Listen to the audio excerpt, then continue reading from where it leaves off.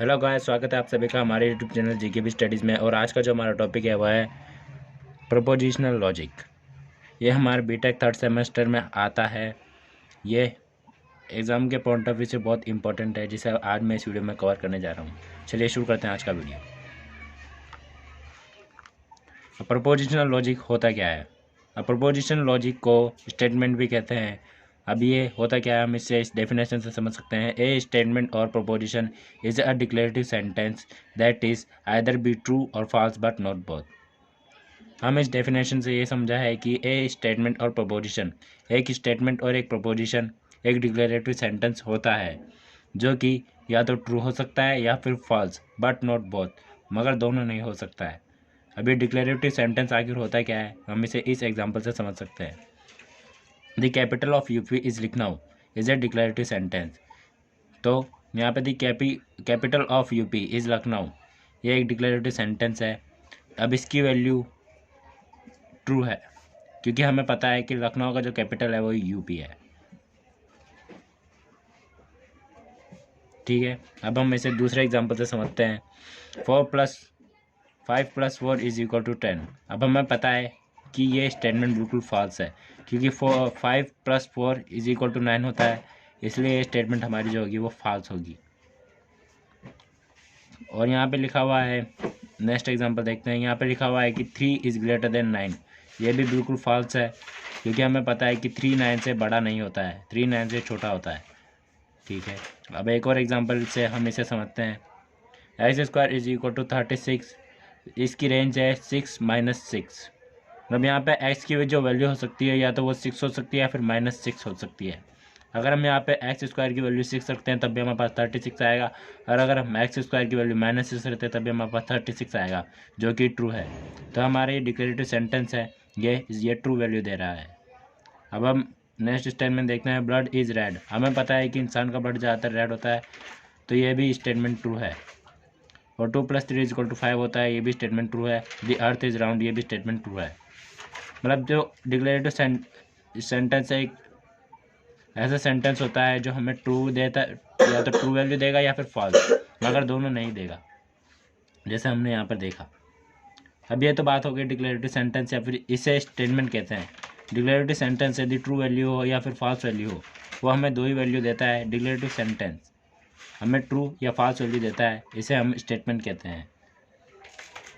मैं एक बार वापस बोल देता हूँ, डिक्लेरेटिव सेंटेंस या तो ट्रू वैल्यू देगा या फिर फॉल्स वैल्यू देगा, मगर दोनों नहीं देगा।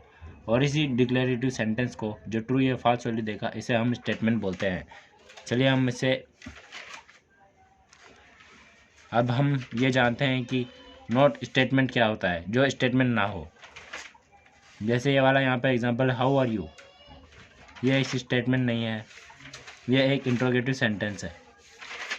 वैसे एक नेक्स्ट एग्जांपल लेते हैं, 3 - x = 5, ये भी एक स्टेटमेंट नहीं है क्योंकि यहाँ पे हमें x की वैल्यू नहीं पता है। अगर यहाँ पे x की वैल्यू 2 हो गई तो ये स्टेटमेंट फॉल्स हो जाएगा, और अगर यहाँ पे x की वैल्यू 8 हो गई तो ये स्टेटमेंट ट्रू हो जाएगा। तो हमें यहाँ पे x की वैल्यू नहीं पता है कि ये क्या है, तो ये एक स्टेटमेंट नहीं होगा। ये या तो ट्रू वैल्यू दे सकता है फिर फॉल्स, मगर ये यहाँ पे दोनों वैल्यू दे रहा है, ट्रू भी दे रहा है या फॉल्स भी दे रहा है। जब हम x की वैल्यू 8 रख रहे हैं तो ये ट्रू हो रहा है, जब x की वैल्यू 2 रख रहे हैं तो ये फॉल्स हो रहा है। तो यहाँ पे हमने इसे इस तरह से बताया है, no statement since it is true और false depending on the value of x। अब हमें नहीं पता है कि स्टेटमेंट ट्रू है या फॉल्स है क्योंकि ये x की वैल्यू पर डिपेंडेंट है। अब स्टेटमेंट को कैसे डिनोट किया जाता है ये हम देखते हैं। दे स्टेटमेंट और proposition is denoted by the letters, capital letters में हम स्टेटमेंट को डिफाइन करते हैं, is called the proposition variable, और इन्हें हम प्रोपोजिशनल वेरिएबल कहते हैं। For example, blood is red is a statement जिसे हम कैपिटल P से डिनोट करते हैं, और 2 + 3 = 5, ये भी एक स्टेटमेंट है जिसे हम कैपिटल Q से डिनोट करते हैं। कैपिटल Q मतलब स्मॉल q से डिनोट करते हैं और स्मॉल p से डिनोट करते हैं। ब्लड इज रेड, ये स्मॉल p से डिनोट करते हैं, ये एक वेरिएबल है। ज़्यादातर स्टेटमेंट को वेरिएबल से दर्शाया जाता है। चलिए हम नेक्स्ट उस पर आते हैं। लॉजिकल कनेक्टिविटीज़ क्या होती है? Logical connectivity are the words और symbols use to combine two statements to form a compound statement. इसका मतलब है दो स्टेटमेंट को जोड़ने के लिए ये एक लॉजिक है जो दो स्टेटमेंट को जोड़ता है। अब स्टेटमेंट या तो पी हो सकती है, हमने यहाँ पे देखा है स्टेटमेंट या तो पी हो सकती है या फिर क्यू हो सकती है। अगर हम इसे इस तरह से देखें पी प्लस क्यू, तो ये जो हमारा हो गया वो हो गया लॉजिकल कनेक्टिविटी, क्योंकि ये दो स्टेटमेंट को जोड़ रहा है। अब इसी तरह से लॉजिकल कनेक्टिविटी बहुत सारी हो सकती है जिसे हम इस टेबल के जरिए समझ सकते हैं। लॉजिकल कनेक्टिविटी वर्ड्स होते हैं ये, या तो अब ये वर्ड्स क्या होते हैं ये हम इससे समझते हैं। अब इनके सिंबल्स, लॉजिकल कनेक्टिविटी को सिंबल्स ये होते हैं, इसे बोलते हैं निगेशन, इसे बोलते हैं एंड, इसे बोलते हैं और, इसे बोलते हैं इम्प्लाइज और इसे बोलते हैं इफ़ एंड ओनली इफ़। ये हम दो स्टेटमेंट के बीच में यूज़ करते हैं। आपको बस इतना याद रखना है, जब हम दो स्टेटमेंट को जोड़ते हैं तो हम उनमें इन सिंबल्स का यूज़ करते हैं। इसे ही हम लॉजिकल कनेक्टिविटीज़ बोलते हैं। अब जैसे हमारे पास ये वाला एग्जांपल है जिसमें हमारे पास एक स्टेटमेंट है पाई इज़ ग्रेटर देन 3। इसमें बताया गया है कि ये स्टेटमेंट में ये बताया गया है कि पाई की वैल्यू जो होती है वो ग्रेटर देन 3 होती है, कि पाई की वैल्यू 3 से ज़्यादा होती है। और दूसरी स्टेटमेंट है, इसमें बताया गया है कि पाई इज़ लेस देन 3.2। ये भी बिल्कुल ट्रू है। हमें पता है कि पाई की वैल्यू लेस देन होती है 3.2 से। और अगर हम जब इन्हें जोड़ना है तो हम उसे बोलेंगे लॉजिकल कनेक्टिविटी, जैसे ये है। अब यहाँ पे हमने ये यूज़ करा है इसे पी एंड क्यू, जैसे pi is greater than 3 and pi is less than 3.2। तो ये स्टेटमेंट को हमने, दो स्टेटमेंट को हमने कंबाइन कराया है, उसके बीच में ये हमने लॉजिकल कनेक्टिविटी लगाई है जिसे हम एंड बोलते हैं। जैसा हमने ऊपर देखा था इसे हम एंड बोलते हैं। तो हमने दो स्टेटमेंट को जोड़ा एंड करके, इसे बोलते हैं लॉजिकल कनेक्टिविटी। हमारे पास एक और स्टेटमेंट है जिसे हम समझते हैं a इज़ इक्वल टू 4 और b इज़ इक्वल टू 4। हमारे पास दो स्टेटमेंट है जिसे हमने p से दर्शाया है और एक स्टेटमेंट को q से दर्शाया है। यहाँ पे p में लिखा हुआ है कि a इज़ इक्वल टू 4 और दूसरे स्टेटमेंट में लिखा हुआ है b इज़ इक्वल टू 4।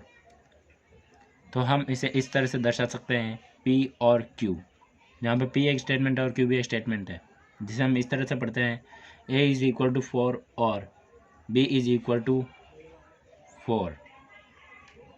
ये इसके बीच में लॉजिकल कनेक्टिविटी डाल के हमने दो स्टेटमेंट को जोड़ा है, इसे ही हम लॉजिकल कनेक्टिविटी कहते हैं। अब मैं आपको इसके और भी एग्जांपल हो सकते हैं जिनके बीच में ये लॉजिकल कनेक्टिविटीज़ का यूज़ होता है। अब मैं आपको बता दूं कि लॉजिकल कनेक्टिविटीज़ आखिर कितने टाइप की होती है। लॉजिकल कनेक्टिविटी हमारे पास 5 टाइप की होती है, जिसमें हमारे सबसे पहले जो आती है उसे हम बोलते हैं नॉट। नॉट लॉजिकल कनेक्टिविटी है जिसे हम इस सिंबल से दर्शाते हैं। और हमारी जो दूसरी लॉजिकल, इसे हम निगेशन और डैनियल भी कहते हैं।